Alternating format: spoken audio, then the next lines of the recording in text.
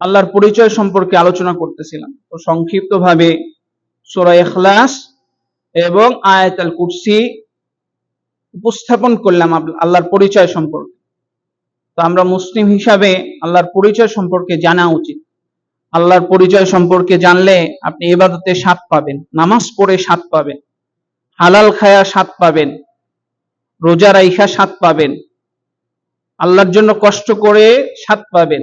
এর জন্য আল্লাহ রাসূল বলেন, যাকা তা'মুল ঈমান, ওই ব্যক্তি ঈমানের স্বাদ পাইছে যে ব্যক্তি আল্লাহকে রব হিসাবে সন্তুষ্ট, আল্লাহর পরিচয় সে জানে, ঈমান আইনা সে স্বাদ পাইছে, তাই না? এর জন্য আল্লাহর পরিচয় জানা উচিত, তাই না? আল্লাহর পরিচয় জেনে ইবাদত করা উচিত। এর জন্য ভালো আলেমের কাছে যাওয়া, তাই না? ভালো আলেম থেকে শিখা। এখন ফেসবুক আছে, ইউটিউব আছে, ভালো আলেমের ওয়াজ শোনা, তাই না? এটা আমাদের উচিত। কিন্তু আমরা তো এখন দুনিয়াবি হয়ে গেছি, দুনিয়ায় ব্যস্ততা, দুনিয়ার ব্যস্ততা আমাদেরকে আপনার চারদিক দিয়ে বেষ্টন করে রেখেছে। আমার স্ত্রী আছে, বাবা মা আছে, ছেলে মেয়ে আছে, তাই না? আত্মীয় স্বজন আছে। মানে এই সমস্ত ব্যস্ততা আমাদেরকে আখিরাত থেকে বিমুখ করে দিছে।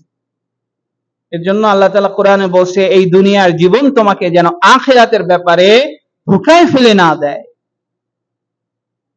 ফালা তাগুররান্নাকুমুল হায়াতাদ দুনিয়া, এই দুনিয়ার জীবন তোমাকে যেন আখিরাতের ব্যাপারে ধোঁকায় না ফেলে দেয়। আল্লাহ তাআলা বলছে, ইন্নামা আমওয়ালুকুম ওয়া আওলাদুকুম ফিতনা, তোমাদের সম্পদ, টাকা পয়সা এবং তোমাদের ছেলে মেয়ে স্ত্রী এগুলা সব ফিতনা। আমওয়ালুকুম ওয়া আওলাদুকুম ফিতনা। তো এই ফিতনা, এই পরীক্ষায় তুমি উত্তীর্ণ হইতে হবে। এই পরীক্ষায় ফেল করো না, ফেল করলে শেষ, তোমার জীবন ধ্বংস। এর জন্য বুঝার চেষ্টা করা।